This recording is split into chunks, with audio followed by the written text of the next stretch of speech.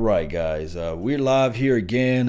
We had to have Murphy Law in the building. It is what it is, but we're live here now. This is episode 22. We're going to have a little chit chat. We're going to talk about what the Cowboys need to do in this upcoming offseason too as well. There's so many things that's on my mind as relates to the Cowboys. You guys know that we just don't like the Cowboys. We love them, and that's the thing.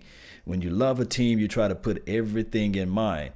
And lately, going on what happened this past week, Tony Romo got to talking. And Tony Romo was talking about, hey, Dak Prescott will be okay. And I want everybody in the nation to know it will be okay.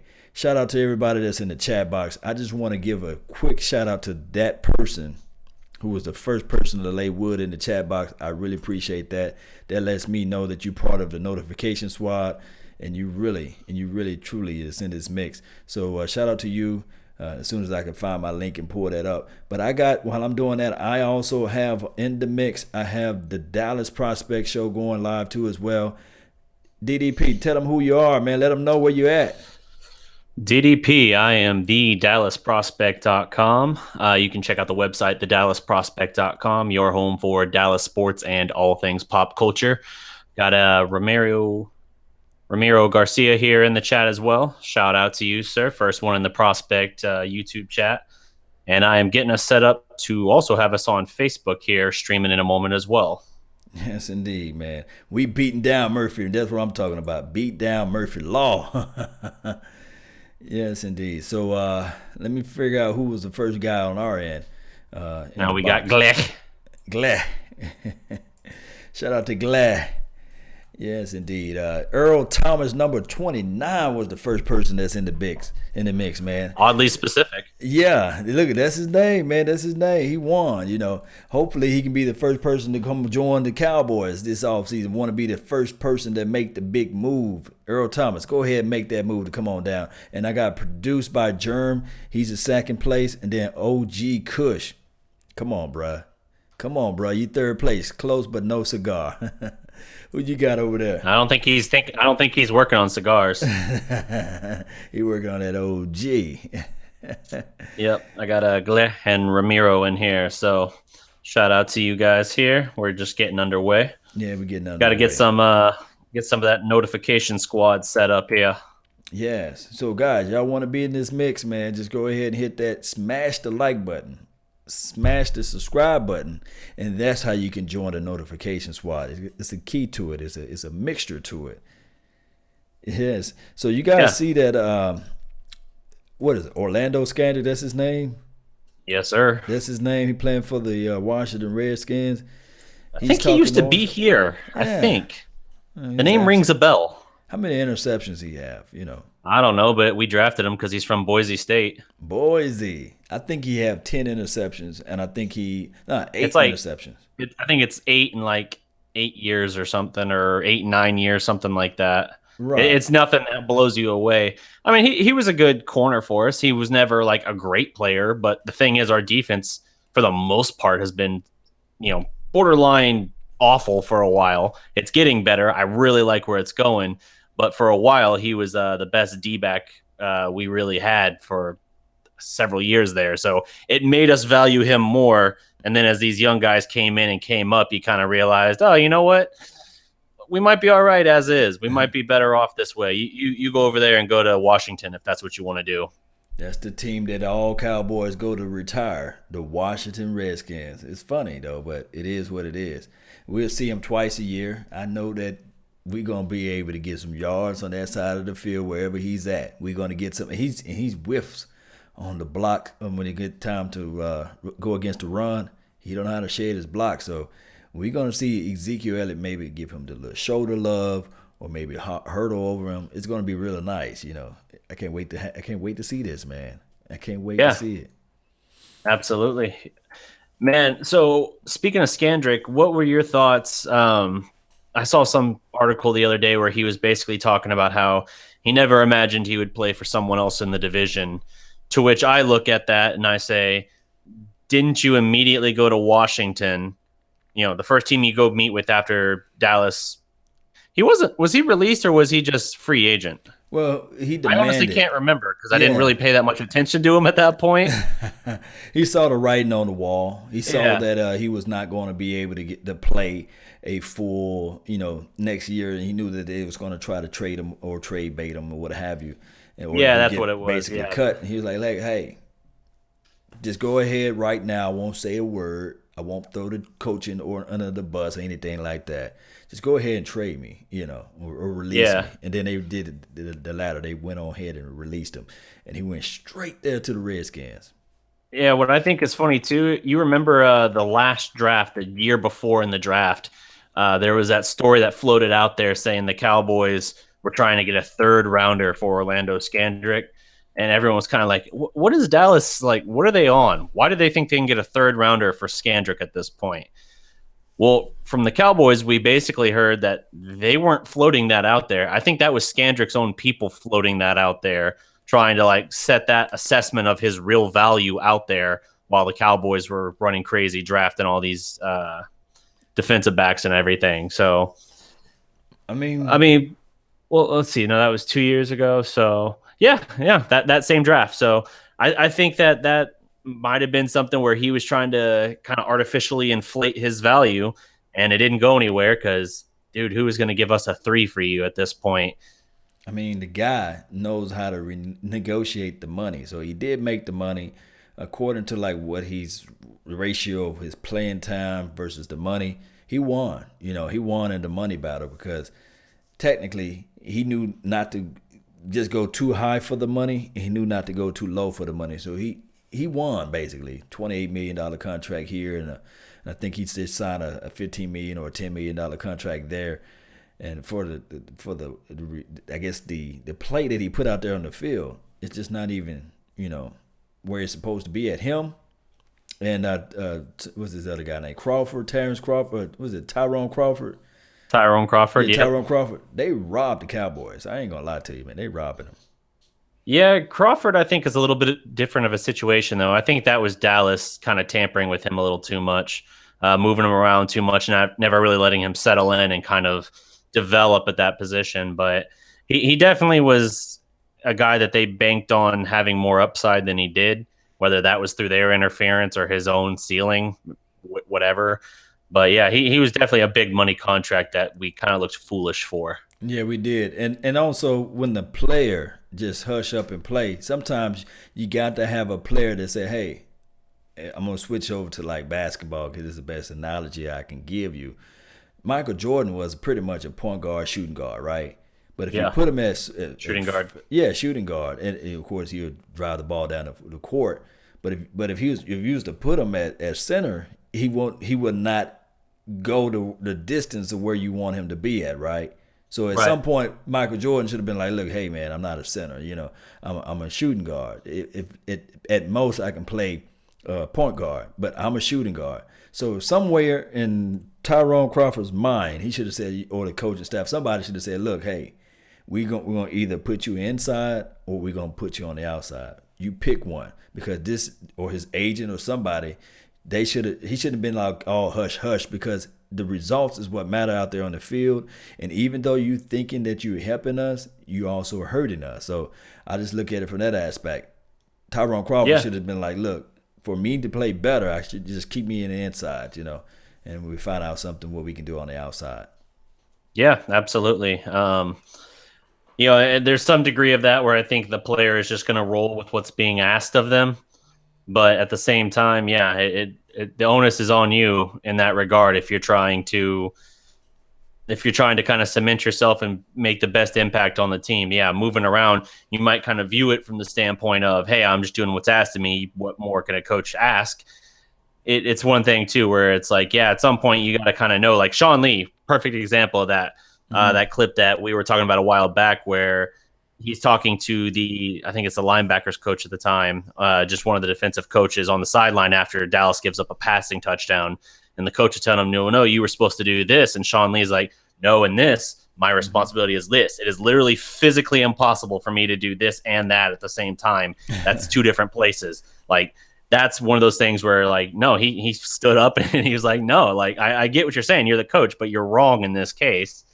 And maybe that was something to that effect, obviously in a more respectful way. You don't want to seem too belligerent, but Right. I don't know. Maybe that was the answer for Tyrone. Regardless, he's here. I gotta think this is his last year. Right. Is this the last year of his deal? Do you know? It should be. I don't know for sure at all, but that speaks volumes of what the leadership that Sean Lee brings. The ability to face the opposition or also face the coach and say, hey, no, that guy ran the wrong route. I'm supposed to cover this particular part of the field. That speaks volume. That's why I love Sean Lee. And guess what, guys? That is what Earl Thomas would bring to as well. He would line up everybody out there in the backfield and say, no, you come down, you crash at this point in time, or you shade left to the right on this play, or you come down a little closer, you stop right here on this gap. And that's how you got to play this football. But shout out to Brandon Newkirk for making the donation to help grow the nation. He said, a long day at work counseling kids, and you always make my day. Hashtag the law line. That's what I'm talking about. I'm on people's mind, helping people go the distance. And he also put hashtag DDP too as well, not to leave you out. And then he said, hey, Salute. Miss Jackie. Yes, indeed. Salute. Yes, indeed. Get this thing going, man. Hey. Let's see here. So I'm seeing Crawford's got one more year, 2019, but the dead money to cut him is significantly less, so he could be gone this offseason, this next offseason. I think somebody was telling me, like, on most of my videos, they were saying, hey, Law, we can save about $8 million right now or more if you go ahead and cut Crawford, Yep. But man, shout out to Crawford, though. Shout out to Crawford and Boise State, man. You guys know how to get this money. Hopefully, and I mean hopefully, we can figure out a way that Cedric Wilson can just blossom into like this outstanding player like D-Law, but do it a little sooner. I'm talking about Cedric Wilson, the wide receiver, Yeah. Yeah, I'd love to see Wilson take a step forward. Absolutely. Man, there's so much like hate and everything towards this receiving core, and I get it. If you look at them on paper right now, there's nothing that jumps out at you. But like Romo was saying, when T.O. left, no one was excited about the Cowboys receiving core. And then Miles Austin broke out, and suddenly people didn't talk about it, Like Romo thinks that they have a number one on the roster. I think they do as well. There are question marks there, but I also think you have a lot of professional athletes who know how disrespected they're being in terms of the national scale and even some locally, really. And they're going to be motivated to, make the people eat those words. So let's see what they can do. Nothing motivates a millionaire or a guy that can ball who made it to the next level. Because these guys, I think Deion Sanders was saying this before on one of the streams that I shot out before. He was saying that these guys that's on this Cowboys roster, they were number one somewhere at one point of time. They was number one probably in middle school, probably in high school, probably in college. So they know what it needs to take to be number one. Because you just don't fall into the NFL and say, hey, okay, I was number 3 coming out of young state, Ohio, whatever, and now I'm going to be number 1 in the pros. No, it don't happen that way. Football and life doesn't work that way, right? So what I'm saying is with this right now, we do know for sure that Allen Hurns, although he have injury issues, maybe that can all be washed away because we got a better offensive line. We have a number one, I'm talking about a supreme, a beast, a nasty guy that can run out of the backfield. I'm calling him Zeke the Freak. And then also you got matched up with a Tavon Austin. I don't think that Allen Hurns ever had those type of guys next to him. I may be wrong, but I may be right. But if you're looking at this team collectively, I think that Allen Hurns going to step it up. I think that my pet cat, Michael Gallup, going to have me going out there buying a horse. I'm thinking about a quarter horse or one of those Tennessee Walkers. And I'm like, I might just get on that horse and just say, God, yeah, get on up there. Because I might just ride up to the Cowboy Stadium with one of those horses and talking about I'm galloping all the way to the Super Bowl, baby. Because this guy right here, Michael Gallup, he's my pet cat. I'm telling you. This guy, we talking about, Tony Romo talking about windows where you can throw the ball into. This guy got a full balcony. He got a weird range of space that he can just catch those weird 50-50 balls and 70-30 balls. He can go out there and catch those things, man. Yep. Let's see here. think I got us going live to Facebook finally. Yeah, The settings were being finicky, but I did just get us live, so there you we're up go. now on Facebook. Shout out to all the Facebook lovers, man. Thank y'all for joining in to the nation, man. But we also Yes. live on YouTube too as well. And what all channels we on right now? Big. We are on Big Game Mhm. James, looks like ABSN, Phantom, Law Nation, Silver and Blue, and of course Dallas Prospect as well. So yeah, we're hitting the full scope right now. I don't know if like Phantom might have another show going right now, in which case that one would have already been on the air and got precedence. But accessibility wise, we are everywhere right now. We're live like 95. So guys, go ahead, comment. This is the best thing you guys can do for us, especially on Facebook. Comment. Leave us questions. I try to go back and read every question that you guys leave us. Then I'll also do this as well. Share. Join the notification squad. So when you're out with your wife or you're out with your old, lady, whatever you may want to call her, this show when it pops up live, you'll be able to see our faces, and you guys can hear what we're talking about. We just recently talked about what it would be for what's this guy name? Orlando Scandrick, what he had done Yep. for us lately. And now he's on the Redskins, and we can't wait to see him twice a year, because this is going to be really nice for us to get Ezekiel Elliott to run on that side, because we know he's not really ready, wanting to tackle anybody. And we also talked about Tyrone Crawford's unbelievable money that he made from the Cowboys, and I guess DDP was defending him a little bit, saying that he was moved to the outside, and then they moved him to the inside, and he was here and there and everywhere. So that's just a quick recap of what we talked about so far. Yep, and we started to get a little bit into the talk on the receiving corps, specifically the Romo comments that you mentioned, talking about how, one, you don't necessarily need a true number one these days, but how he related it to Miles Austin breaking out for him after T.O. left town or was cut, how that receiving core had a lot of question marks around it too. Now, they still had Roy Williams, but Roy Williams was not what they expected him when they traded the world for him. Right. So Miles Austin breaking out and being the number one was the surprise there. And he said he actually thinks that there already is a number one on this receiving core, didn't he? Yeah, he thinks so. Somebody's going to rise up to the occasion. And I think I'm probably leaning more towards Allen Hurns. And I think the Michael Gallup may be the guy that can step it up to as well. That's my pet cat. And then also, don't sleep on Cole Beasley. We know what Cole Beasley can do. Beasley is the man, although he can rap too. We got his picture in this little icon here, but you guys know that Cole Beasley can flow, and he can flow out there on the field. And the thing is, when you have a Tavon Austin, it opens up everything. Let's see.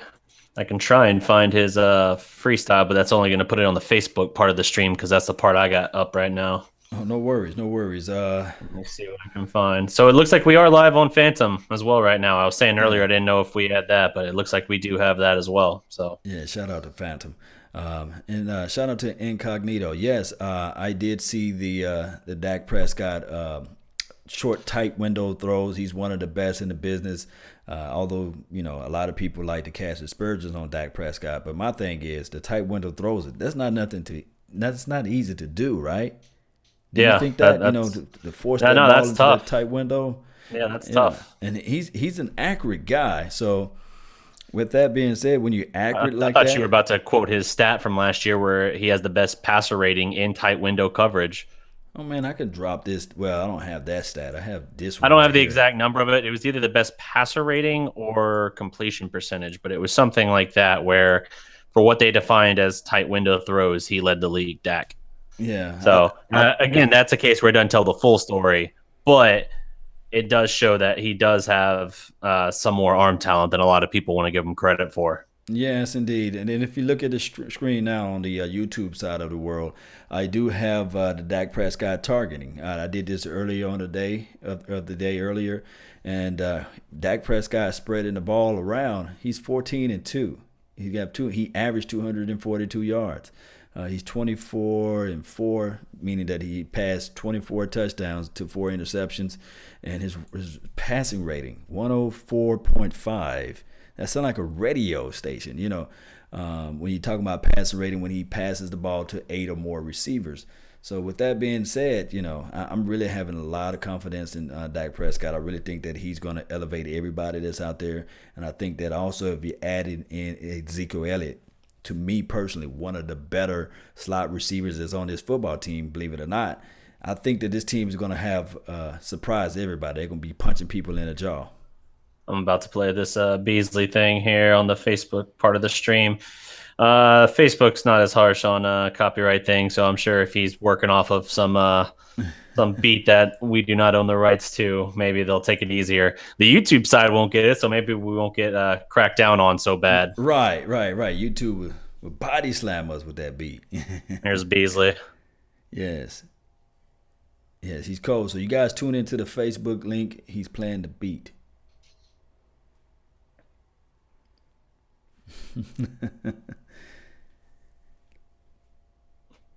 That's pretty impressive. Yes, indeed. I can only imagine what he was saying because on this side, you guys were not able to hear us. But I'm telling you, the guy can spit the fire. He can spit the flames. I mean, he's legit 100%. Whew. Now, one thing I heard people criticize Bees for in this case, he's working off of it's not a freestyle. He's reading off his phone, which that does take some of the shine off of it. Right. But I mean, it's a secondary thing for him. Like you can put out an album and everything. You don't have to like be able to freestyle on the spot, So, and the delivery is the whole thing anyway, and he kills it on that. So, dude probably has a career after his football days are done. There's more than one fish, two fish, blue fish. Mess with me, you're going to be toothless. There's more than that, The guy is really rapping. So whether or not he's holding up a phone or whether he's spitting it off his dome, as they say out there in the streets. I mean, if you can put those words together, man, you can make this money. You can make this thing called rap career. And we know that when you're in the studio, you can make everything. I heard a dude the other day. I was driving home from work, DDP, and this dude made a song saying, "My mama told me to pick up my clothes." I'm sitting there like, man, this dude was making money off of that. I said, man, I need to have a Law Nation's rap tube or something, and I just have my mama told me, ha, ha. Yeah. But shout out to David Short. For making a donation to help grow the nation. He said, would you cut Tapper? Salute. Would I cut Tapper? I think Tapper is very, very, very dangerously on the chopping block. He cannot afford another significant injury. In minicamp, he had the concussion, which I think that was like a non-contact drill thing too, right? Mm-hmm. Like it was like a weird concussion, I think. So dude's had, the back surgery his rookie year. He had I think, foot or ankle after he got his first sack last year in that opener against the Giants. So he's shown flashes, but man, he cannot stay healthy. And I don't know that he has the physical. I don't know that his body can physically hold up to the demand of what his position needs. I hope I'm wrong. I'm an OU guy. He's an OU guy. Mm-hmm. Got respect for him there. I hope I'm wrong, but my gut tells me he is going to be the quote unquote, I don't know if you'd say surprise cut because he hasn't really had a chance to show us, but he would be a high recent draft pick to flame out in pretty record time. Yeah, because he was drafted before Dak Prescott. So they thought, high of him and looking at his size and his speed, I'm telling you, the guy just have that uncanny ability. And I like what I saw from Tapper's tape, but it's just one of those things, man. And also we having a new flavor into this thing. I see Big Game James. He's setting up, man. What's up? Big Game. What up, man? Yeah, we see you. Can you see me? Yes. We live on the YouTubes of the world, and we also live on the Facebook everywhere, man. I'm also on Periscope and Twitch. Oh, damn. MySpace, man. I done brought up MySpace, Black Planet, man. I'm everywhere, man. Oh, don't do that. Space. He's on the Black Planet. Well, we got Backpage out here in Columbus, Ohio, and I don't know if you know nothing about the Backpage. No, but I don't know nothing about that, fam. Yes, indeed. What's up? Man. I know I'm late in the festivities. I'm so sorry. I just got off work and then my son jacked my headphones. I had to buy some rinky dinks right quick. So I do It's all good. apologize and forgive me for that. No, It's man, all good. they look fresh, man. What's the name of those headphones you got? They're called $20 hollers. Hollers. Yeah. $20 hollers. $20 hollers. Hit us up, man. We need sponsors, man. Yeah, we got a lot of them. For real. Yes, indeed. It look like they're over the ear. So quick, guys, Yeah. if you guys want to do a podcast, you got to get the over the ear headphone set. This is Audio Technica. Shout out to Audio Technica. You guys go ahead and hit Law Nations up, and also DP and also Big Game James and Silver and Blue Please Nation. Fly us out there to Scared money don't make none. Right. Yeah. Oh, I love that shirt. I just seen that. That's hard as hell. Man, that shirt is fly, man. Yeah. He doing that Q-tip quote. Scared money make no money. Yes, indeed. Hey, Miss Jackie, and also holla Hey, at Miss Jackie. Italian Cowboys, putting Italian down all Cowboys, type of number one. flames. Yes. Not number one guy. Yes, indeed. I'm telling you, those guys, Italian Cowboy, my guy Jay Reese, man, they be hitting me up throughout the day, and also Incognito. They be hitting me up throughout the entire day with all type of content, news, informations on Cowboys. That's what's up. Yeah, and did you follow the supplemental draft, DDP? I saw that a couple of guys that James was pretty high on did not go to us, but instead went to division rivals. That was a bummer. Don Estwood being one of them that I recall. Yeah, and Bill, what's his name? Bill and Adonis. Bill went to the Giants, and Adonis went to the Redskins. I wasn't really. I'm gonna be honest with you. I really didn't check out Bill so much or the other guys, but I was high on Adonis Alexander from Virginia Tech. Mm-hmm. I like those Virginia Tech guys. I think they put out good guys in the pros as well. And he had a good size, good range. He had a lot of good things and characteristics about him. And the fact that he went all the way to the 6th and we still didn't touch him was kind of disheartening to me. Who would you cut for him?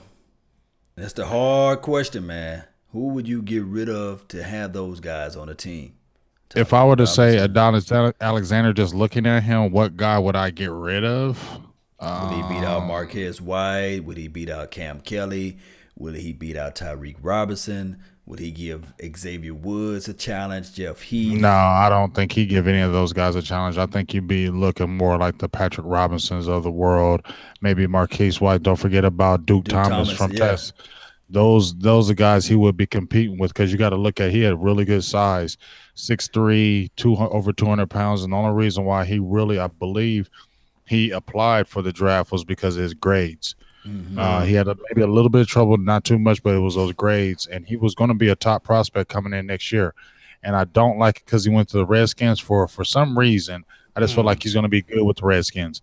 I don't know why, but Redskins get them little – see, Redskins, when they get our trash, they're never good. But they get those little sneaky players out the draft sometimes, and they get they get really good with them. They'll get sneaky players out the draft. I mean, I can't hate. I mean, we smacked the hell out the Redskins, so I don't worry about them. But they have been getting good picks as of late. Allen from Alabama. So I honestly think this Alexander kid is going to be good with Washington. I really, really do. Yeah, and I love DB play, man. I sit back and watch DB film all day. Even twice and 3 times on Sunday. I just sit back and love DB play, maybe because I played out in space. But when you're talking about the Alexander kid, he's so long, got that vertical leap that can jump out of the building.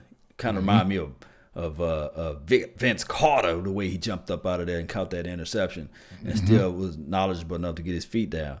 But this is the thing. He going to the Redskins, right? That's the guy that going to the Redskins. And the reason why can be projected to have such a good year is because you got number 24 out there, Norman. And I think that when you have a guy that can elevate everybody else with his chippery attitude and his demand of play, and he don't want you to just sit down and lay down, and he wants you to come down and tackle. I think that you're right. You're right. They're gonna have a good year with that defensive back play. I really do. I think they are. I think I'm not going to ever sleep on the Redskins. I'm not scared of them because, like I said, as long as they got Gruden as their coach, I'm okay. I don't care if they got Alex Smith. He's good, but he ain't great. Alex Smith ain't scaring nobody. He ain't scaring me. I'm sorry, he's been a lot in the league. He did great with Kansas City, but what did he win? You feel me? And they got rid of him. So I'm not scared of no damn Alex Smith. As long as they got Gruden as their coach, I don't feel scared about those Redskins, but their secondary will be a lot more improved. Not counting Scandrick. He's a bum, and I can't wait to play you bum. Because when we get them young receivers on your ass, I'll make sure. Please put Michael Gallup on Orlando Scandrick so he can burn you like toast, and so we can show everybody in the whole world what really happened to you in your whole career in Dallas.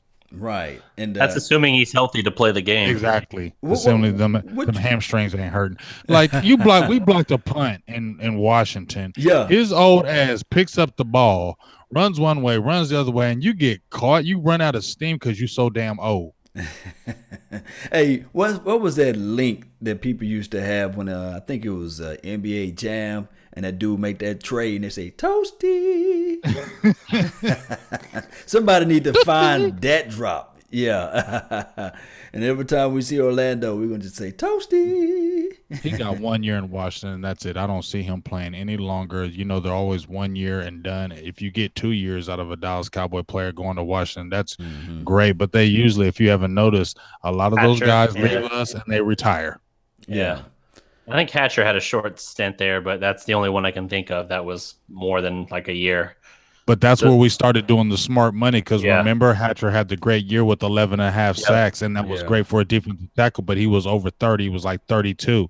And then we were worried about, are we going to give him the big contract? But that's when we started getting smart and cutting those guys that were in their 30s, no matter if they had a productive year, and let them walk. Yep. Yeah. Scandrick is 2 years, $7 million with the Redskins. So odds are, this is going to be, if he has a bad year or even just a ho-hum year, probably out. And that'll be the end of his career. That boy is stealing money, man. He's still he was crying. He got 3 contracts with Dallas. Man, just highway robbery. But one thing I will say, go ahead, because I'm going to say. I was just going to say, he also did kind of a weird thing, too, where he wouldn't really he never let himself actually hit free agency. He would always take the extension when it was initially offered. Right. So, like, if he's angry he didn't get more money, it's because he never put pressure on the team to do it. Smart move, man. He would like demand a new contract, and they'd be like, all right, what about this? All right, cool, I'll take that. More than I was making. Like, well, that's not how you do it. Like, if you get to the off season, then you can really actually put some pressure on him. And he never really did that. And, you know, it was convenient for us that he didn't do that. But for his own case, if he wanted to make more money, he did himself no favors. Yeah. Well, let's look at it this way. Last year, I believe when we were drafting Awuzie, Jordan Lewis, remember they were talking about dangling him out there for a potential trade, and nobody bit. Nobody. I was talking about that earlier a little bit. It was actually believed to be his own camp that floated that rumor that Dallas was looking for a third rounder for him, just to try and kind of like set the value of what he was worth, basically like inflate that value a little bit, because it doesn't sound inflated. Yeah, absolutely. That's why no one bid on it, and people when they heard it were like, "Is Dallas high? Like what do they think they're getting?" They're smoking that Cali good. Yeah. What's that guy's name? Kush. Oh, OG Kush, man. He's so repping that, man. Yeah. He's smoking that Wiz Khalifa. Yeah, OG Kush. He was hooking him up. Made third place today. He was third person in the chat box, man. Shout out to OG Kush, man. OG Kush. Also, too, as well. Sugar Daddy over here. Sugar Daddy. Who else you got? Anthony Smith. Still got Ramiro and... What up, DDP? What up? And also got Voch Lombardi, man. Everybody go out and join the party. Go holler at Voch. What's up, Voch? What up, Bam Bam? Hey, he did a film session, a film breakdown on Adam Pacman Jones laying the fist. I seen that. Yeah. I love that, because let me tell you some reason why I love that. Because number one, you know, Pac-Man always got the bad rap, and I know he a hood. He hood.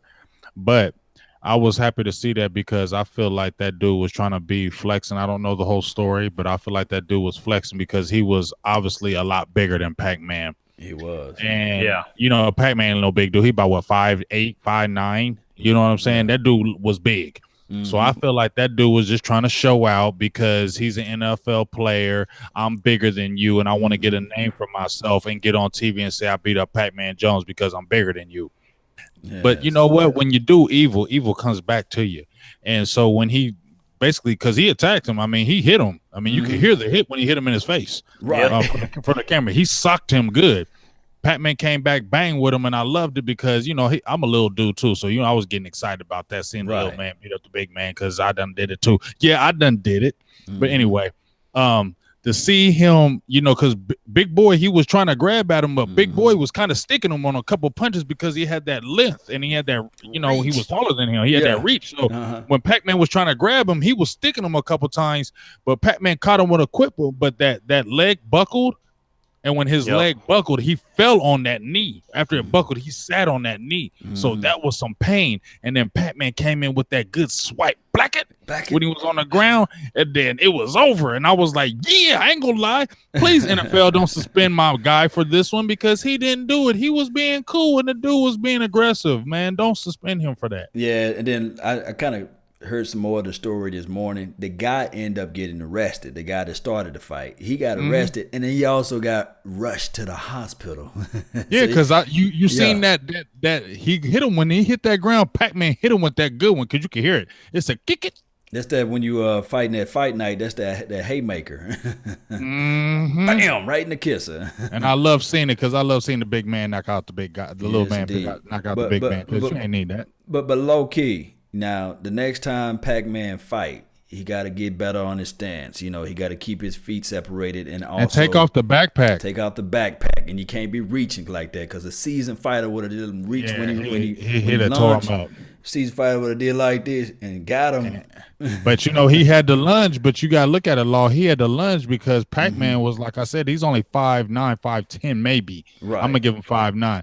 That dude looked every bit of like 6'2", 6'3". He was a big boy. So when I fought a tall dude before, and he was 6'7", and it was a hard fight to get up in there because you have to reach and get up there, and he's longer than you, so all he has to do is duck and then put his arms out, and he tagging you. Yeah, he was aggressive. I like his tenacity. So he won, And then, of course, he always got to show out with the lady. When the lady is there, you cannot get knocked down. She was thick.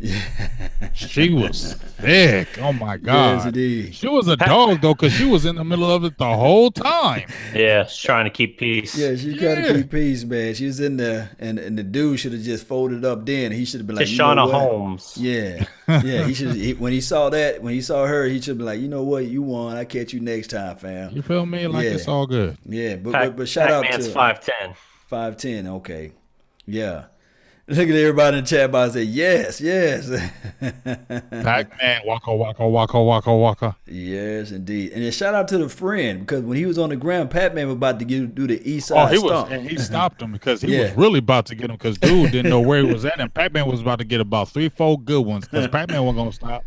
Yes, indeed. It's just like me when I'm fighting a big guy, I'm gonna stick and move. But if that big guy ever do this.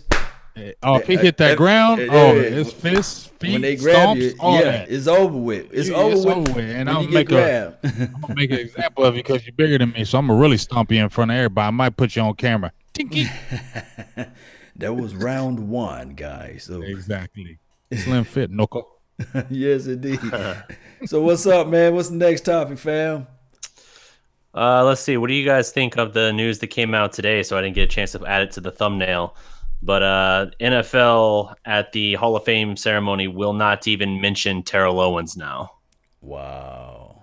Petty. Yeah. This pettiness on both sides is getting ridiculous. Like, I get not giving them, like, I get even not showing, like, all right, Terrell Owens, and, like, showing, like, any of his clips or anything like that. Like, I get it. But to just act like he's not even in the class now is kind of ridiculous.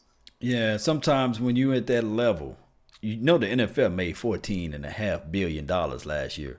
And I know that T.O. always seeking attention because I know my guy, Big Game James. I'm trying to hold him back right now. I'm trying to hold back the dog right now. You know how I feel about T.O., man. Yeah, they're trying to hold that dog back. I know you finna get go, so that's why I'm going to jump in now. You know what I mean? Sometimes the NFL need to just sit back and say, you know what? We are the bigger ones. We're going to go ahead and acknowledge this young crying baby. And we're going to go ahead and know that the product that he put out there on the field is unbelievable, right? He wasn't expected to do none of this stuff. So we're gonna go ahead and be the bigger guy and acknowledge his accolades or what have you. And whatever he decided to do that show off the court or off the field or what have you, we're gonna let him have his fun. But we're gonna still acknowledge him because 50 years from now, they're not even gonna know what all happened really. You see what I'm saying? They're gonna look at the stats, the stat munchers out there and the stat calculators. They're gonna look at the stats and say, this guy, number 81, that played for the Cowboys, played for the Eagles, played for the 49ers or what have you and beyond. This guy has some remarkable numbers, you see.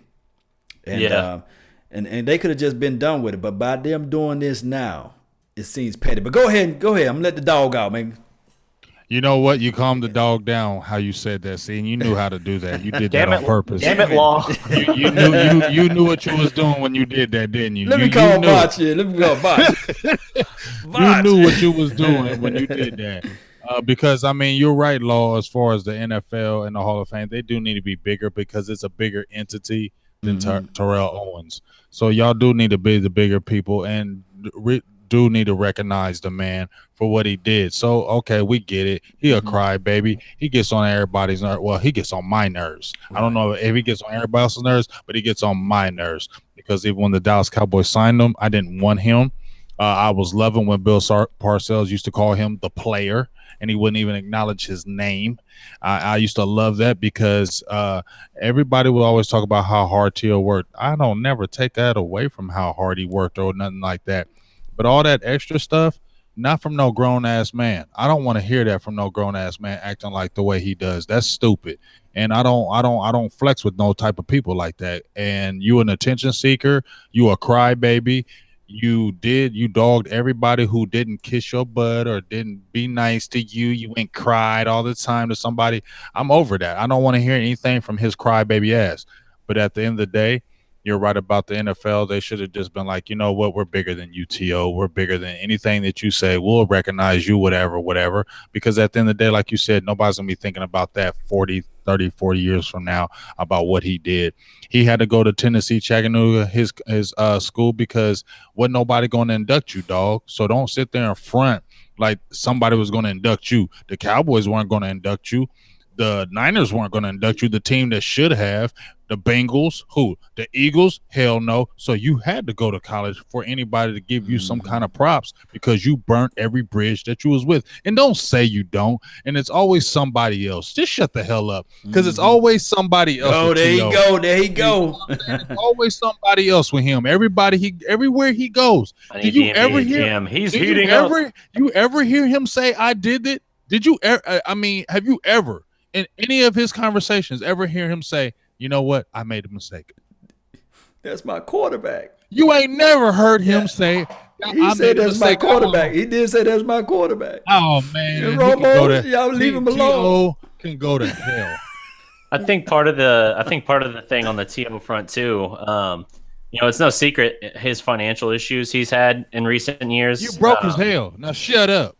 Right. And when you're getting inducted into the Hall of Fame, I mean, think about now, obviously, Jerry's Jerry, but whenever you're being inducted, it's almost at this point like understood, like you're throwing like this huge party like up there like the week of, right? Right. If he's broke as a joke, but not really wanting that to be like public knowledge or anything any more than it already is, it kind of makes some sense. That and what you were saying about how no one really wants to claim him anyway. I mean, like when he got put on the Legends edition of the new Madden in a cowboy uniform, my reaction was like, oh, really? Right. Okay. I right. wouldn't have. I certainly don't consider him a cowboy legend, so that's an interesting angle. But whatever. So yeah, he's basically he's been divisive anywhere he's gone. Like people say that we hate Dez and that we give Dez a hard time, saying that he was like a distraction or caused issues in the locker room. Man, it's nothing compared to what T.O. would do. Mm-hmm. Like whether it was calling Jeff Garcia gay. Whether it was literally dividing the locker room in Philadelphia and challenging basically anyone on the defense to a fight. Hugh Douglas was going to knock your ass out too. Yeah. So like, there's no comparison between him and Dez. So anyone thinking that we're saying like that's one and the same, no, it is definitely not. You've got to throw in this DDP. They were drawing up plays the night before in the dirt. T.O. we're talking about number 82. Him and Witten, the little Oh, buddy. yeah. They drawing up plays tonight. Yeah. I mean, I'm sitting there thinking, like, really? And I mean, when he said that in Dallas, when he said that against Romo, I knew it was over. I knew he was done. When he said that with Romo, I said, oh, yeah, you gone. You said that about Romo and Witten? Oh, you gone. Yeah, why would we side with the 30-something-year-old receiver over the – at that point, Romo was, what, 28, 29? And Witten was the god up in there, so you can't say nothing about no Jason Witten. So Tito's last year in Dallas was 2010 or was 2009 his last season, maybe? I'll look it up. It was 2000 because he came over, 2007, didn't he? Yeah. No, he came in 06. 6. He came 07. I think it was 6 to 9. What yeah, because he played with Bledsoe. Yeah, because he played with that. Bledsoe. He played with Bledsoe. Yeah, which was 06. 06, 04, 05, 06, right? 06 to 09, I think. 06 to 09. Well, that'd be 4 years. He played 3 years. 4 years. Yeah, I think he was. Yeah, I'm pulling it up. And everybody was talking about Dez Bryant dropping the ball. That T.O., man. He was head falling parquet. I mean, he made it so perfect. That Green Bay game, he did the popcorn in the face celebration, and then later had one literally squirt through his fingers in the end zone and got picked. I was like, you left butter on your fingers, like literally butter fingers. How are you going to do that? I mean, I think the one year he was balling with us. I mean, he led the league with drop passes. I think he had 15 that 6, year. 7, and 8. That was his years here. 6, 7, and 8. Yep. So I mean, how many times? I mean, let's be honest. How many times did we watch T.O. drop the ball? Even with Dallas, he made hella great plays with us. But how many times did he drop easy passes, especially when he was about to get hit? Do y'all remember that Sean Taylor game? You remember when he was talking all that trash and Sean Taylor said, "I'm gonna beat your ass." And every time he went across that middle, Sean Taylor was lighting him up. And he was dropping that ball because he didn't want no parts of no Sean Taylor. You can be all big and muscular all you want to and lift the weights and look strong all you want to, but that don't mean you knocking out folks. Yeah, man, I didn't even remember that when we got T.O. in 06. He was already 33, man. He was no spring chicken. We had him 33, 34, and 35. He had 2 more years in the league. He needs some milk. That's what he needed. Although he was big as all outdoors, but he had the levels of drops that we didn't like, And he never had good hands.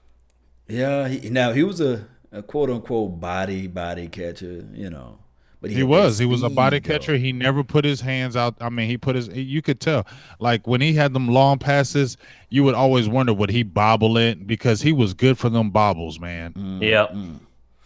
Man. And the thing is with this now, we don't have a receiver with that type of mindset now, like the T.O.s of the world, and even the more subtle complex of the mind of a Dez Bryant, So this is going to be a brand new team.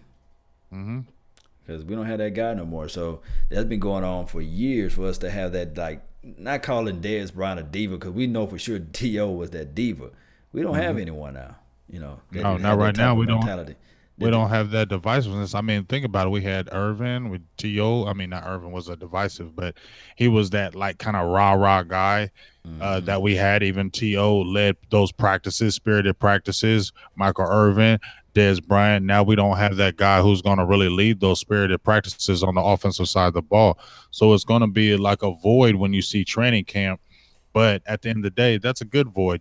Now you have somebody who has the opportunity to step up, and we can see what they can do.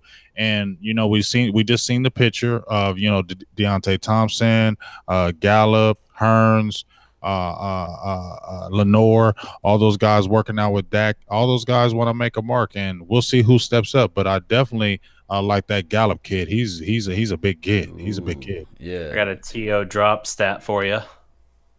What's that?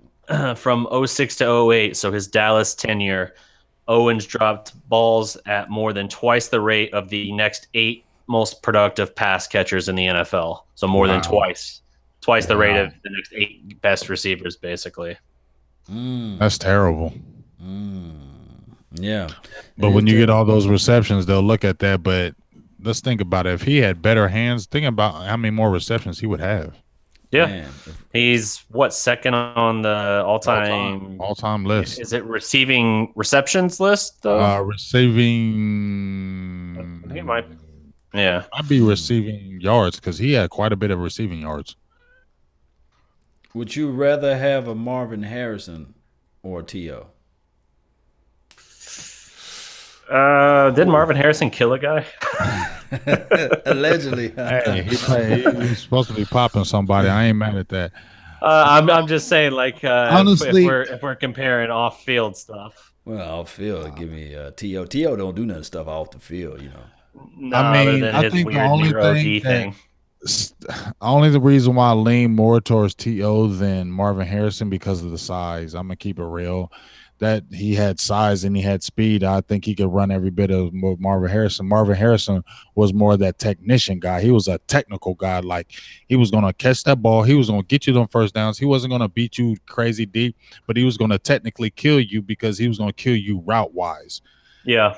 Tough back and forth because you got an explosive guy on one end, then you got a super technical guy on the other. Who do you really take? I guess I would take T.O. by the very slimmest of margins, even though I don't like you because I just thought he was more explosive. Okay, so the T.O.'s second all-time in reception yards, 15,934, and Fitz is going to catch him this year because he's he's just over 400 away. Oh, damn. Fitz is going to be the second all-time? Yep. Wow. Now, he deserves that. Let me give a shout out to those in the chat box. They saying shout out time. Shout out to Italian Cowboy D Will Juice 21 and who got Sports Guru 95. Shout out to you too as well. Chris Lungley and who else we got into this thing? KD Brown. Jackie Smith over here. Mm-hmm. Eric Anthony. Stevie Mac 23.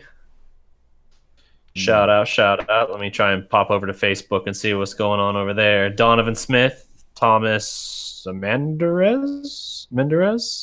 Sorry. Kerry Teagle as well. Shout out. Man, shout out to this name, Internal Thought. I think that's Internal Thought. Yeah, that's one of the coldest names on YouTube right now. Internal Thought. Yeah, shout out to you, man. This is my first time seeing your name, so you may be a first time listener.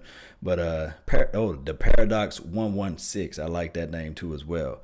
So it is what it is, guys. Let's get it going, man. We talked about Harrison, and we talked about T.O. And T.O. also number 8 in receptions. 8 in reception. All right, so on this team now, who do we got comparable to those two? You know, who can be you could say is kind of sort of similar in a sense. Third on touchdowns, yeah. No, his stats speak for themselves. Playing wise, you know. I mean, if you look at all the receivers that we have right now, I mean, you probably have to throw Allen Hurns in the mix, but I really like the Gallup guy. I mean, the Gallup kid. I mean, just looking at the photos of him, he's big and strong. They said he plays big and strong. Nuanced route runner too. Like you said, knows the route tree, yards after catch, really strong hands. Cheeto said he played against him when he was at Colorado State. He said he respected him. He said he was a baller. I think that might be the guy that really might step up. I mean, he's a third rounder, but people had him higher than the third round. I got to watch him at the combine. He looked really good all the way through. Smooth, good hand, strong, caught the ball the way through, was precise in his route running when he ran those routes, could catch it deep. Doesn't have that breakaway speed. You could see that, but he's still the type of guy that he's a good yards after catch. When he gets the ball, he can make things happen after catching. He's very powerful. So I think that might be the guy that really might be the dude that steps up as the forefront. I'd rather see him be that guy, be that man, and then you have Hurns and be that second guy because I like Hurns more of a secondary role. I don't think Hurns will be so great at that lead role, but I think he would be nasty as that secondary role receiver. Yeah, I agree 100% on that. I think I've been high on Gallup as well for a while. I think it takes to the final stretch of the season for him to really break out and really become that like number one. But I think you'll see the flashes throughout the season. I think it'll be like we saw even with rookie Dez before he was really the number one, where you still see plays where you're just like, oh my God, how did he do that? Mm-hmm. And maybe even where you're like, oh God, if he can just start stringing this together, because he'll have some games where he'll make just 1 or 2 ridiculous plays, but still end up with 2 or 3 catches for 36 yards. And it looked spectacular, but on the stats, it doesn't make a whole lot it doesn't move the needle much. And then you'll flash forward to the end of the year, and I think you'll start seeing where he can kind of start dominating on some of these plays. I do think he has the highest ceiling of anyone on this receiving core, just from what I've seen so far. Maybe someone else eventually challenges for that, but right now that's my guy. Mm-hmm. I agree. And Cedric Wilson, the only thing that he need to work on, and what we're gonna have to wait and see, is getting off that line, getting off his release. Mm-hmm. If he can win that, of course you can disguise it a little bit by lining him up inside motion sweeps and stuff like that. But we're gonna really have to wait until real competition is out there, and then we're gonna say, okay, Cedric Wilson is that guy. Well, you know what? When we brought Deonte Thompson across from was it Buffalo? Buffalo. Yeah. Mm-hmm. A lot of people like him. A lot of people on the team like him. He's fast. Sanjay Lal likes him a lot. He was had a very high praise about him all through the mini camps and workouts. So he might be a guy that we need to keep an eye on as well. I know he is 30 years old and he is only on a 1-year deal. But those guys that are on 1-year deal, prove it. Your pet cat that you've been saying, screaming on Lenore. I just really like the core that we have. I know it's not the dominant core. And I know a lot of people or a lot of the experts have us rated very bad, right. Bottom half of the NFL, pretty much across the board. But at the end of the day, I still like the competitive part of it, because now you see guys that are feeling like, you know what, I got a chance to be the guy. And when a player maybe feels like he has a chance to be the guy, maybe put a little more effort into it than you usually do, because now the competition is open, where it was when Dallas had Bryce Butler, Terrence Williams, Beasley, Bryant. There was no, you're not cracking that 4. You're doing a bottom feeder. Now you don't have that. Now you have a wide open race, and guys, it's going to be a lot more competitive, where it was last year. Those receiver spots were set. They were, and they wasn't budging at all. They were still. They weren't budging. You weren't getting no time. You saw Bryce Butler; he didn't get no work. Yeah, they was high on the aspect that we went 13-3 the previous year, and then they was looking at it from the aspect of saying, okay, we rested on our laurels. Yeah. I think part of it too, though, was because of Dak. They looked at it and said, okay, we have a young QB. We want to keep everything as similar for him as we can in year 2, because a lot of these young QBs who come in and can kind of flash in the league, they're on bad teams generally. And so you see massive turnover, whether it be the coach, the offensive coordinator, change in the receiving core or something to that effect. I think Dallas, between being 13-3, I do think they, as you said, rested on their laurels. But I also think they probably considered it a good move, just from the sense of like, okay, we're keeping everything the same for him, other than the fact that they switched out Whitehead for Switzer. Other than that, they kept his entire setup the same, and they hoped that they could get the same results, and that clearly ended up not being the case. But I think that was part of the thinking at the time. Yeah, you're right. They probably thought Zeke wasn't really getting suspended either. Right. Yeah. It's crazy with this suspension, man. I don't even really want to touch on that topic altogether, because we just know that the NFL is so fickle. We know what it is. Yeah, we know what it is. Come on now. We know what it is. It's crazy, man. For them to derail that guy. We talked about this at loud volumes weeks ago and all last year. And I'm just ready for us to just play some good old fashioned football, and I just can't wait to see this thing come to play. Week 1. Yeah, I'm ready. You know what I'm saying? It can't get here quick enough, as long as we can keep trying to get guys staying out the news. But any news with Dallas, NFL player with the Cowboys, he can jaywalk, and then next thing you know, he's going to be on front page. Yes, indeed. And since we're going to make a quick segue to White, because I know we got him on the thumbnail, what are your thoughts on Marquez White? Big game. I read the story. Mm-hmm. When you read the story, it's like, what would you do? You know what I'm saying? I'm gonna keep it real. This is just my personal me. If I had a pistol and it was registered in my name, meaning it was legal, and somebody was attacking me or following me, being hostile towards me, guess what? I'm probably going to pull that pistol like back up.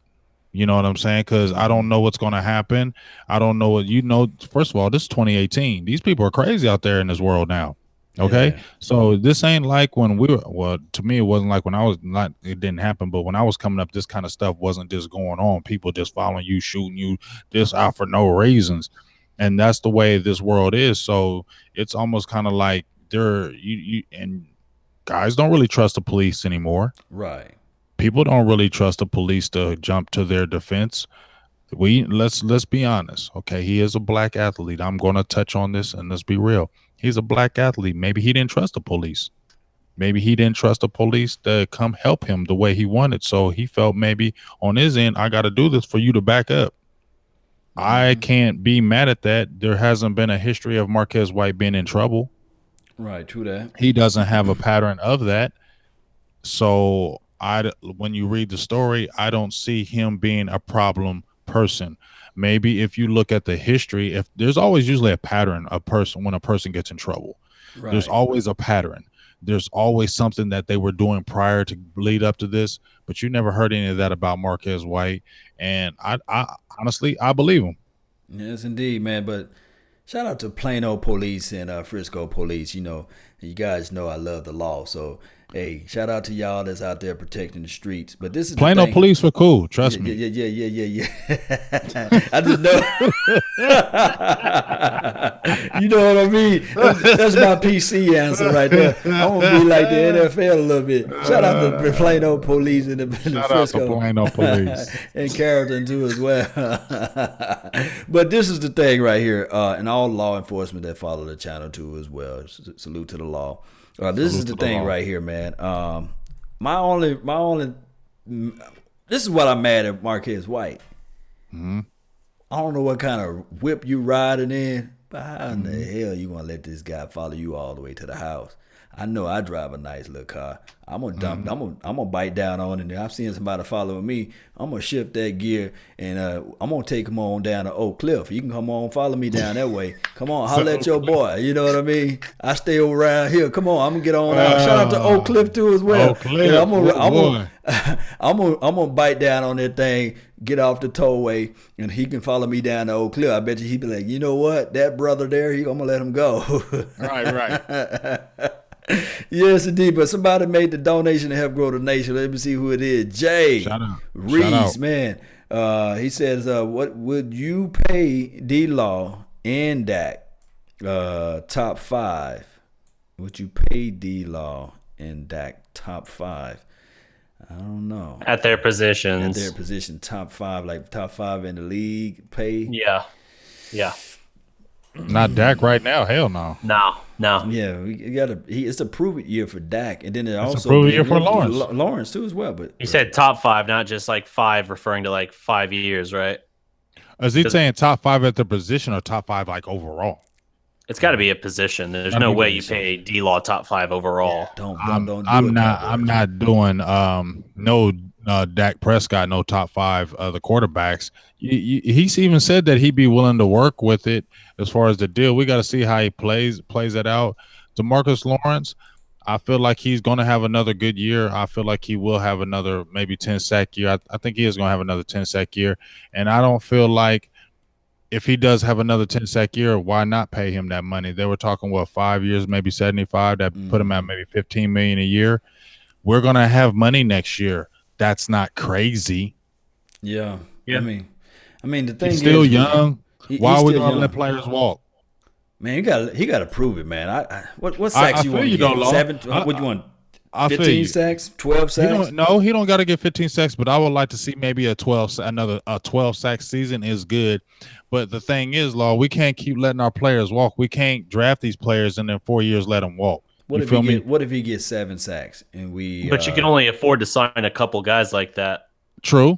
Well, I mean, this is the best teams are the teams that can restock with good depth on rookie contracts generally, because you can't afford to pay everyone. That's why like the Seattle Legion of Boom and everything kind of disintegrated. But see, Because once that's guys why. started getting paid, they could only keep a couple. Right. But that's why they drafted Dorrance Armstrong Jr. I feel like they covered their tracks by getting another defensive end just in case he walks.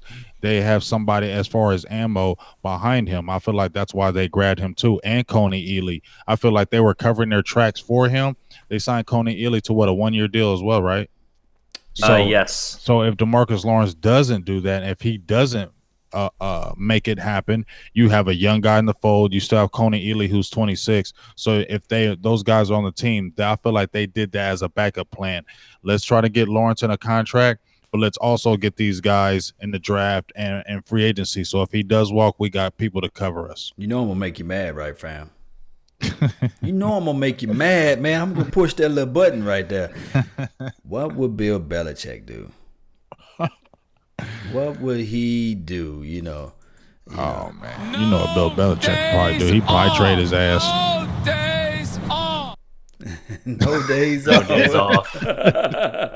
What would Bill Belichick do? He would package his thing together, man. He would probably trade his ass, especially if he started getting real frisky with those contract negotiations. You know what Bill does. If you start getting all high and mighty and demand money, I mean, he did it to Chandler Jones. He did it to the other kid that plays for is D-Law better than Chandler Jones? Hell no. No. Hell no. What did they get from the Cardinals for him? Shout out Vic G and Jackie Smith in the chat. That's something for DDP or one of these people out in the chat box to get. Repeat, but I think somebody in the question. chat box, man. Please. he got a decent deal. What He got a good deal. He got rid of somebody else too as well. He went to the. He was a good player. He went to the Cleveland Browns. That's what I was talking about. He went to the Browns. March 10th, 2017, 5-year, $82.5 million extension with the Cardinals. Chandler Jones. No, what did they get? What they got from what the Patriots? 5-year, 82. 82 and a half. No, the Patriots. I mean the Patriots. What did they get? What they get in return on the trade? Okay, let me look that up. Yeah, and then what they get from the Browns, or they kind of like escaped from that contract. They got. I think they got draft picks from the Browns. Yeah, and I seen a pattern. Picks. Most of the time, the Patriots, they draft around, 28, 29, 30, 31, right? You know what they do? I was just looking at their team, and I'm going to have to really break down the numbers on this. They always trade out of that first round. They give that pick away, and they get multiple picks in the second and third round. And I think there's a weird number out there, and this is using analytics. I think that's what they're using, that if you look at the Hall of Fame, majority of the Hall of Fames are from the second and third round draft picks. Okay, I got it here. Wrong, but that's what I found out one time before. But go ahead, what you got, DDP? On the Chandler Jones trade from the Patriots received Jonathan Cooper, familiar name, a second round pick. That's good. They then traded that pick for more picks, with which they selected Joe Thuney and Malcolm Mitchell.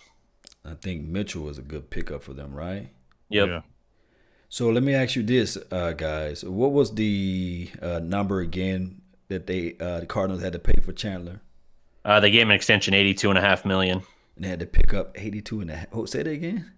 $82.5 million. For how So he many got years? about 17? About 17. Yeah, about that per year. So one can argue the fact that the Patriots found a way to dodge that $82.5 million and still made it to the Super Bowl. Yes. They didn't win it all. You can No, they didn't win it. You can argue the fact that if they had them, you probably would have had a better place in the winning. But that's the way you got to do to win in the NFL. You can't fall in love with players. Now, trust me, I love D-Law. I want D-Law to be on this team. But for 5 years, come on. I don't think the teams that's winning the Super Bowls are doing those 5 and 6 year contracts. No. So if he gets another 14, so what would he have to get, Law, for you to re-sign him? Or you don't want him? It depends on what you're re-signing for. If it's a 5-year deal, I don't know what number it would have to be for me to do that. It'd have to be something in the neighborhood of 15 again for me to even consider that. But if he gets us 10 this year, 10 and a half, 11. I'm open to a 2 or 3 year deal if he does that back-to-back years. I think the max you can do is like 2 or 3 years. I think that That's these what I feel 5, with his 6 year back, contracts should be all obsolete. When you talking about salary cap, if you remove salary cap, then Hell, we probably had at least 3 Super Bowls by now. Jerry Jones would have been reaching to everybody's team. But that salary cap kind of makes you think that the only way you can win it if you keep your quarterback happy and you surround pieces around him, and then when the receiver or anybody gets beyond 3 or 4 years, you got to move on from them, especially your draft. So basically, you don't think DeMarcus Lawrence is a cornerstone piece of the defense? Basically, that's what you're saying.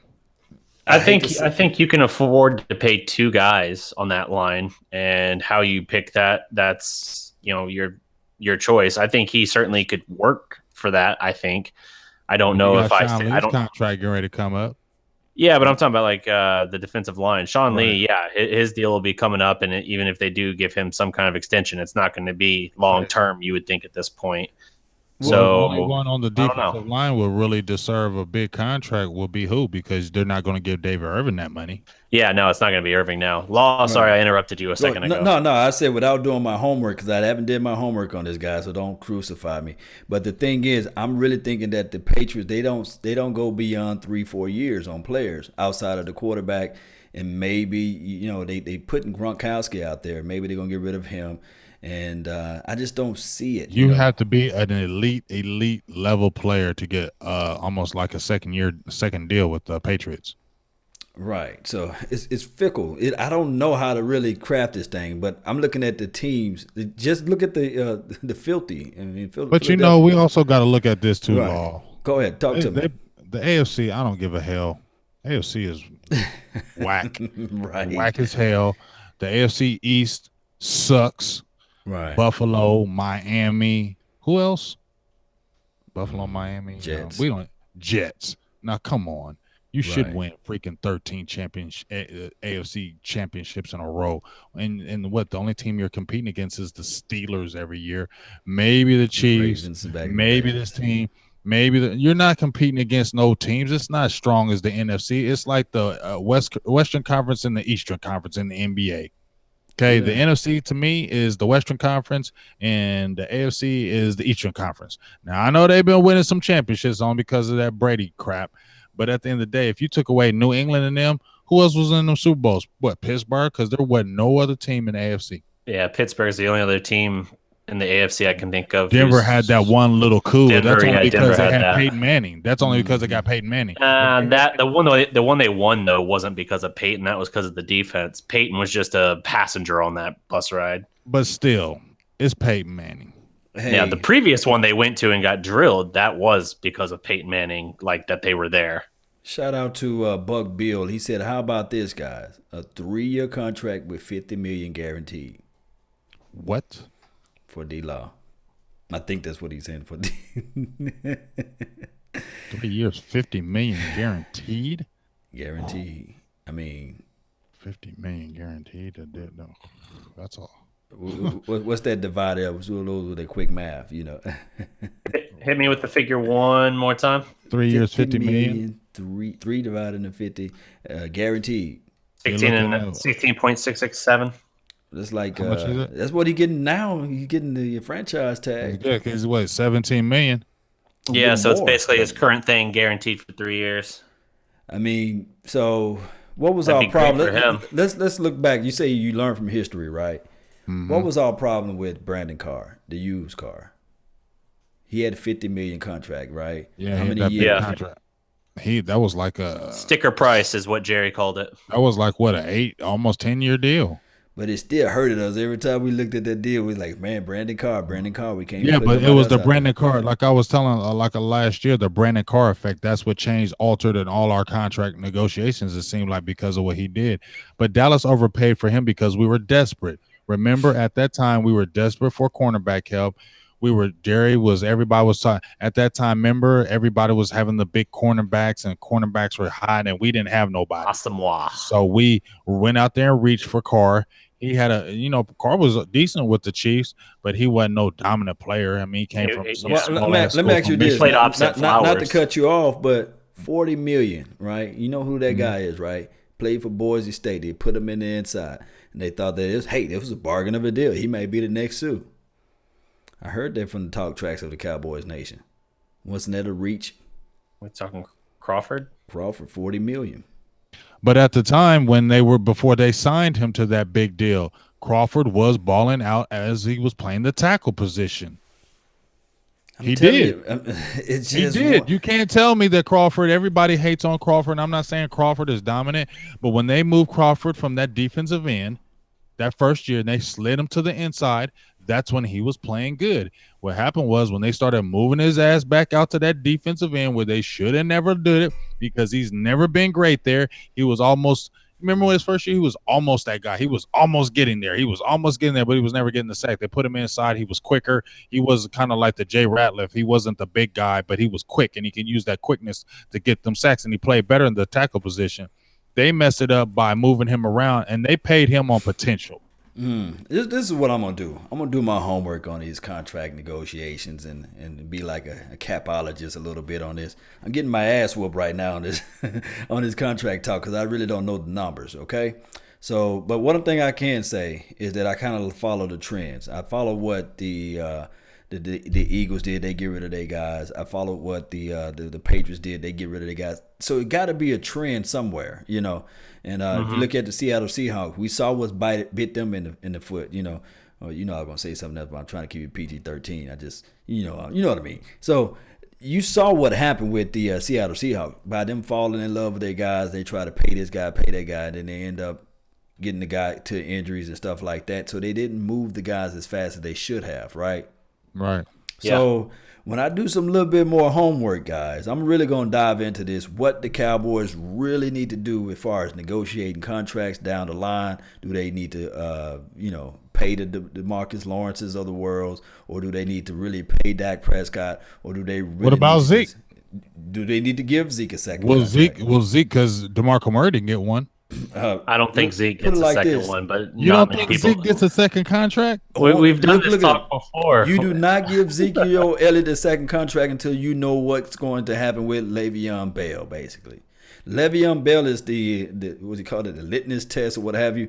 Le'Veon Bell is the guy that we sitting back looking and waiting to see what's going to happen with that, you know. Right. So, I mean, do you trust Ezekiel Elliott with a guaranteed how much? See, we don't even know the numbers that we're gonna pull because Le'Veon Bell. Yeah, it's too far out for Zeke to even project that anyway. The market will be different at that point. It'll be higher. Well, right? I mean, so let me ask you this. All right, I know we had Zeke with the incident. True. You don't trust you don't trust Zeke? I'm not citing that. I'm talking when I'm talking about. I'm just asking. No, I'm just asking. Do you trust Zeke? I'm gonna let the people say, man. I'm hopeful that in the chat box. In the chat box, do y'all trust Zeke? A simple yes or no, and we're gonna let the people decide. Yeah. Do you trust Zeke? Yes or no? I do. Hard. I don't know why. I just do. I'm hopeful that he's learned from this and that it's not going to be a problem again. He didn't do none of that, girl. I'm just stating I'm hoping we're not going to have to worry about anything off the field. Even if the girl thing, fine. But the St. Patty's Day thing and the punching the DJ and all that, like, it's not like he's squeaky clean. Right. I'm just saying, hopefully he's learned from all that a little bit, and that's not going to be the issue. That's not what I base the decision on when I say I don't think that you give him a second contract. I think we have to see first what kind of mileage they put on him between now and then. You know, how they use him will tell us everything. Look at how the Cowboys chewed up DeMarco in his last couple of years here to really signal that they weren't that interested in bringing him back unless it was like a cheap, affordable deal. Hey. I think the best they offered was, 5 for $25? Philly easily blew that out of the water. So it was something to that effect. Now, I get it. It's not apples to apples. DeMarco was older than Zeke will be at that point. But I think that if you have the best offensive line in football or one of the best, I think you can find very good running backs at any number of the first 4 rounds and plug them in and be effective, like a Kareem Hunt last year. Mm-hmm. Kareem Hunt, I know it's not Zeke, but I still think that for the allotted money you have to build your team, I think there are too many running backs you can still plug in and still be really effective and do everything you want to do for the most part, and still build something better with the rest of that money you save, whether it be the defense or receiver or whatever. That's just my thinking. Is because of the allotted money considered, I think that's better spent elsewhere because you can find something close enough to what you got out of Zeke anywhere in the first 4 rounds and keep it on a rookie deal. Man, hey, I think if Zeke just demolishes it this next couple of years, I think he might get a second deal. He could, and I wouldn't hate it. I'm just saying that's my impression. I just feel like in my heart on this one. Mm-hmm. Talk to me, man. I just feel like Zeke is kind of like not like Adrian Peterson, but he's in that realm of this is one guy that you have to give a second deal to because he's just one of those type players. Zeke is not the regular running back.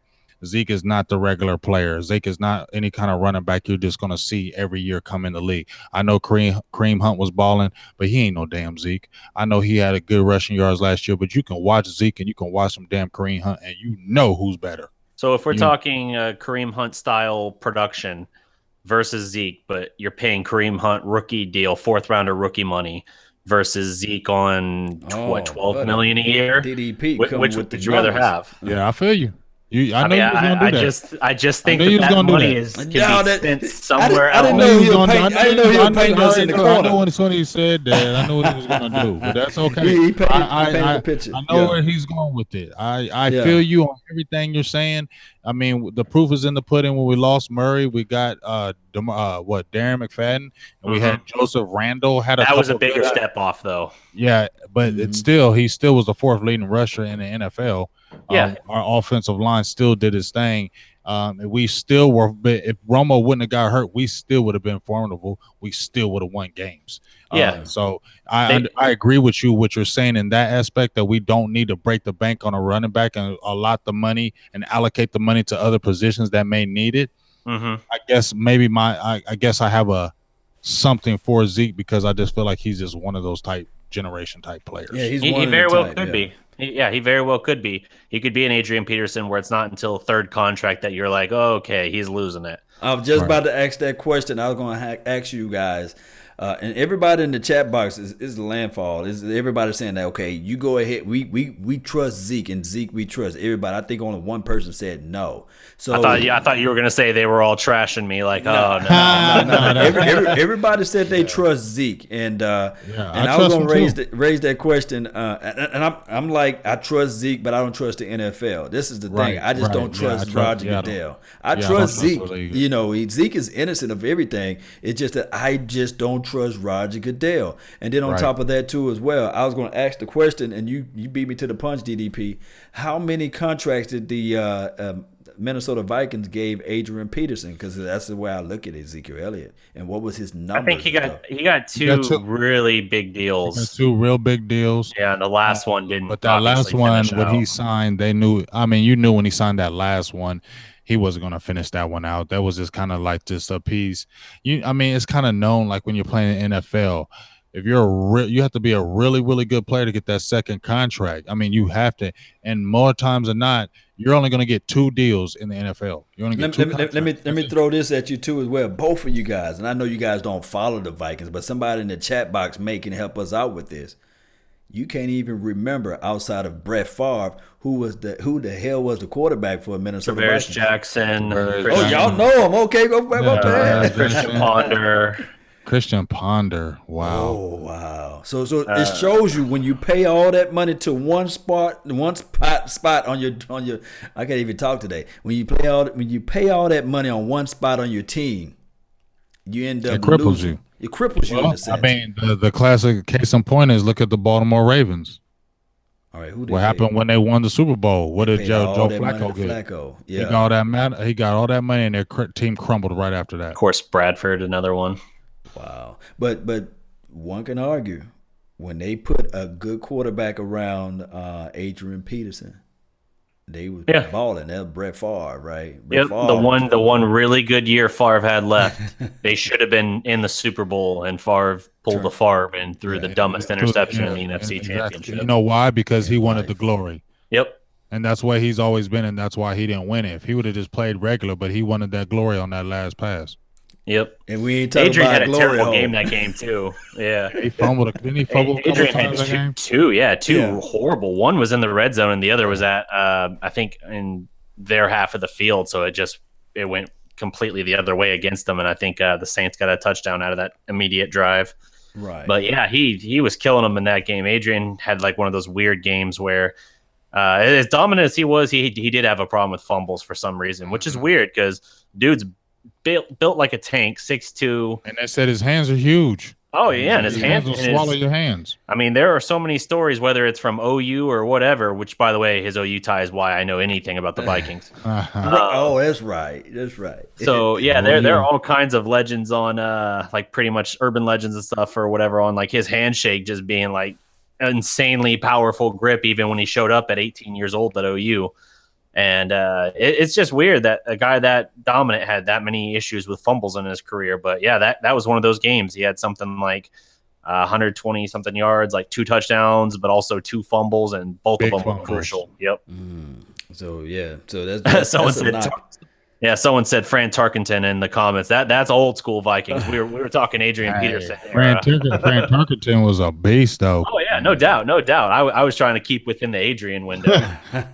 Yeah, I was watching some Fran Tarkenton. Yeah.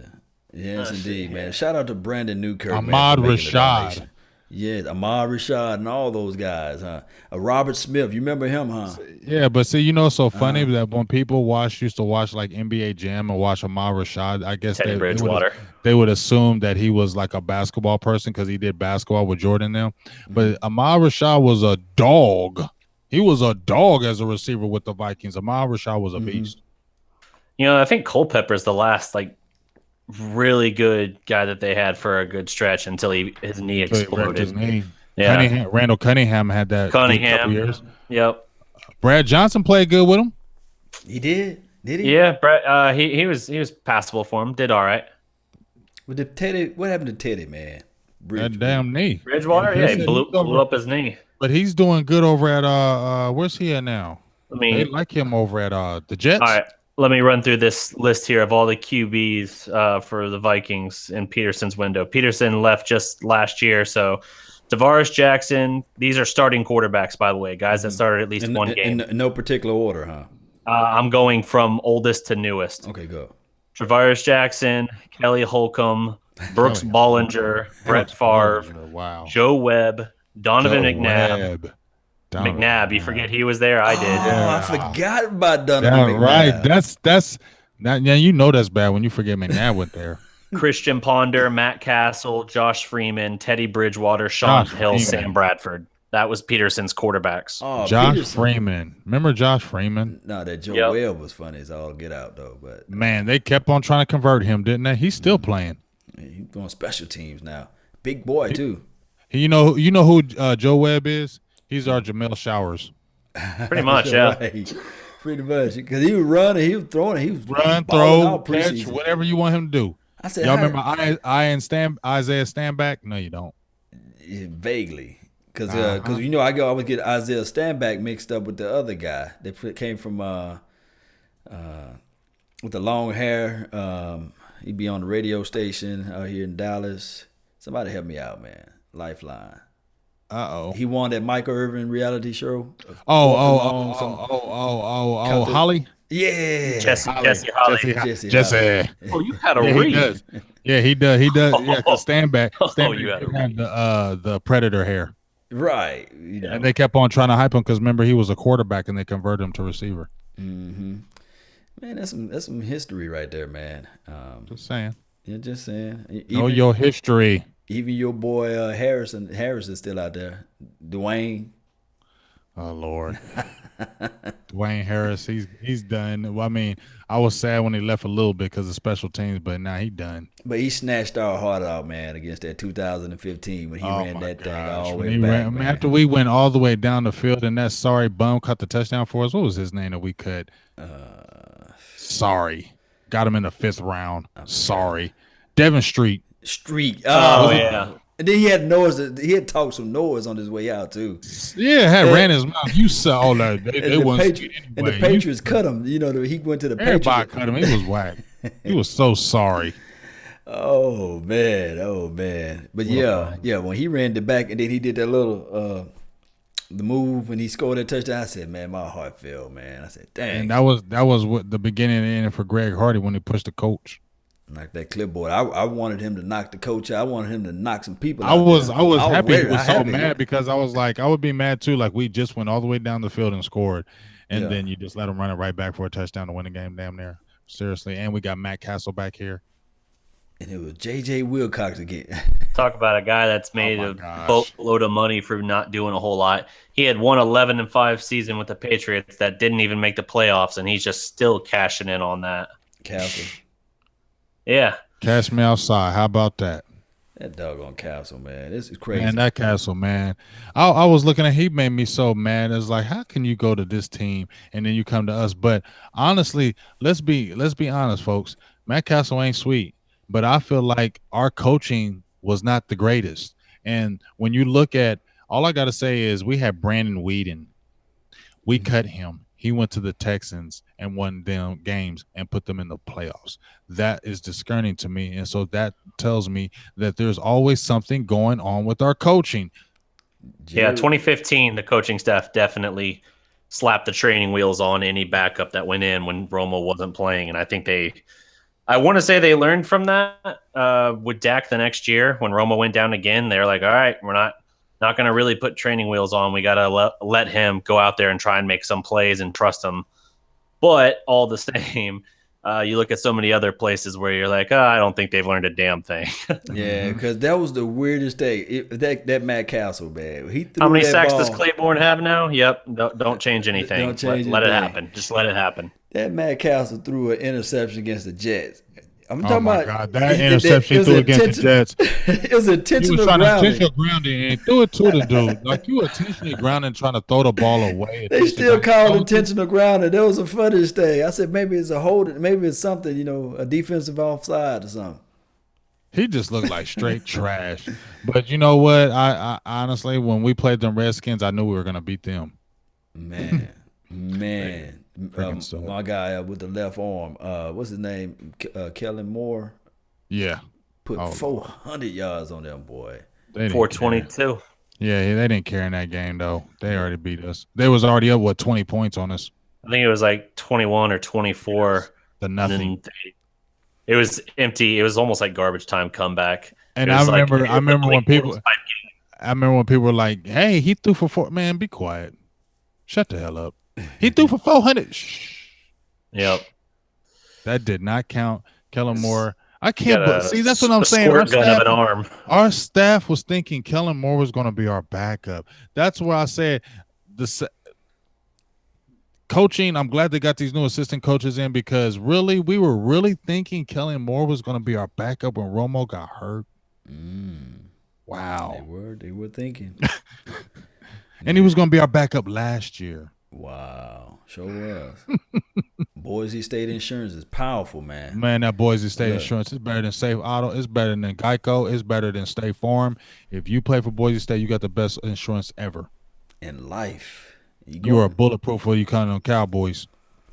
Yes, indeed, man. We've been going live for a minute, man. What's good, man? What we want to close out with, man? Because we training camps in 2 weeks. Training camps in 2 weeks. Yep. I'm hopefully going to be down there. G is going to be down there. Just a quick plug. Silver and Blue Nation.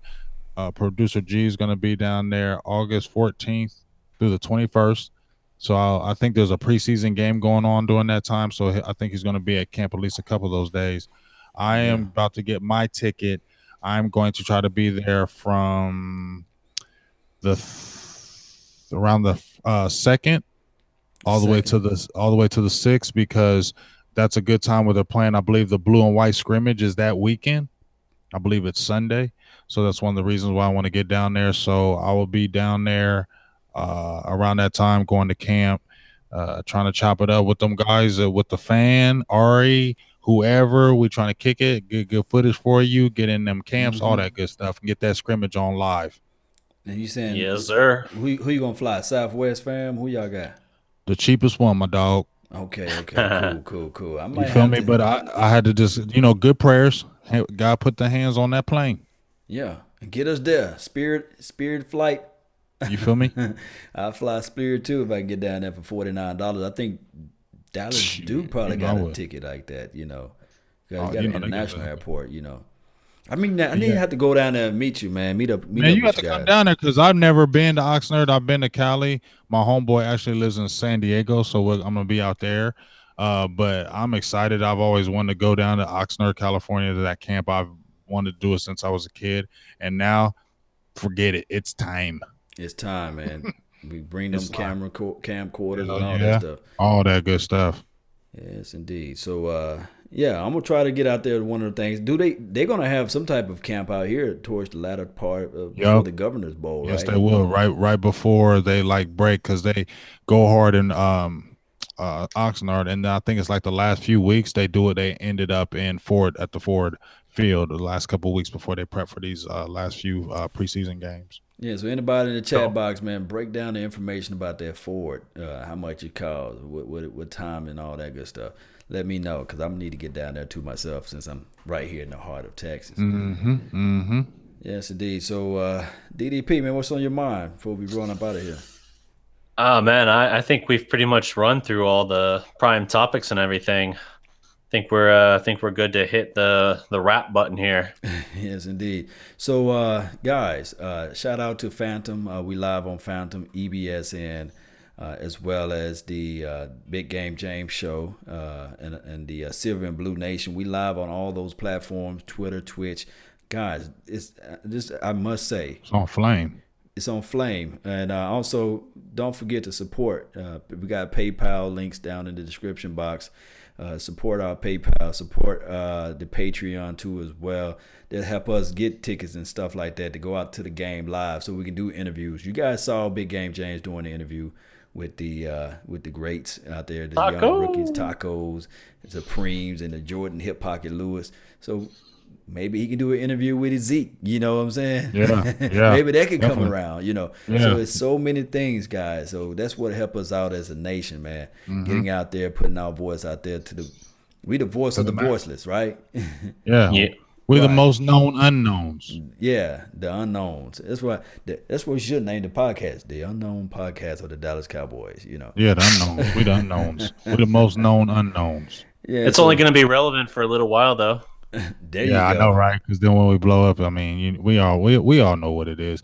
It's going down, but like you said, Nation, just keep on. If you can, keep supporting, because we're just trying to get closer to the action. We're just trying to get closer to the players, trying to make all this stuff happen, open more doors for really the people. I'm not even gonna call them fans, because I'm still a fan in my own right as well. I'm not bigger than anybody else, but what I do want to do, like we've been talking about, Law and DDP, is get closer to that action. Like I said, the biggest thing is, to me, is that I want to see these players for myself. I want to watch Randy Gregory for myself. I want to watch Tapper. And then I want to come back and tell you, I don't want Brian Broaddus telling me every time this dude is this, and I'm not seeing him. You feel me? Because I'm coming through those views. I give you that good live. You're going to see it from yourself. We'll all be able to talk about it. But at the end of the day, I don't want to keep going on ESPN, Sports Channel, NFL Network. I don't want to go on their eyes. I want to get our eyes there and bring it to the people. Yes, no doubt. The people should give us the feedback, and that's what we like to say, man. Like I said, it's always best to be seen and not viewed. And don't forget to hit the like button. Smash the notification button after you hit the like button. Share DD, share Dallas Prospect, share Law Nation, share Silver and Blue Nation, share Big Game James, share those pages, because the more outlets we get, the more doors open for us to make more things happen for you guys. Straight up. Indeedy. And that's all the time we have for today. I really thank you guys for yours. Hey, this is the Dallas Prospect Show. Every legend was once a prospect. Yes, indeed. And remember, you guys are listening to nothing but the best. Salute. We're out. Peace.